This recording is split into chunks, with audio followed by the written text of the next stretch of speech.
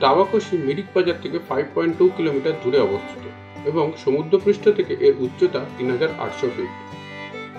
তাওয়াকোশি ঢুকতেই চারিপাশের এত সবুজ দেখে মনটা ভালো হয়ে গেল। আমরা এখানে উঠেছি ইয়ালমো হোমস্টেতে। এই হোমস্টেটি একদিকে চা বাগান আর অপরদিকে রংবং নদী আর তাওয়াকোশি পাহাড়। ফ্রেশ হয়ে চলে এলাম লাঞ্চ করতে। খাওয়া দাওয়ার পরিবেশন শুরু হলো।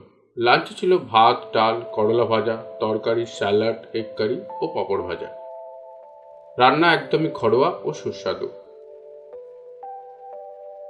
লাঞ্চ করে বেরিয়ে পড়লাম আশেপাশটা দেখে নিতে। নিরিবিলিতে সবুজের মাঝে নদীর সৌন্দর্য উপভোগ করার জন্য এটি আদর্শ জায়গা। এরপর পৌঁছে গেলাম তাওয়াকোশি পার্ক। রংবং নদী লাগোয়া এই পার্কটি বেশ সুন্দর। বর্ষাতে এই নদীর জল ঘোলা হয়ে তামার মতো হয়ে যায়। নেপালিতে তামা হলো তাম্বা আর নদী হলো কোশি।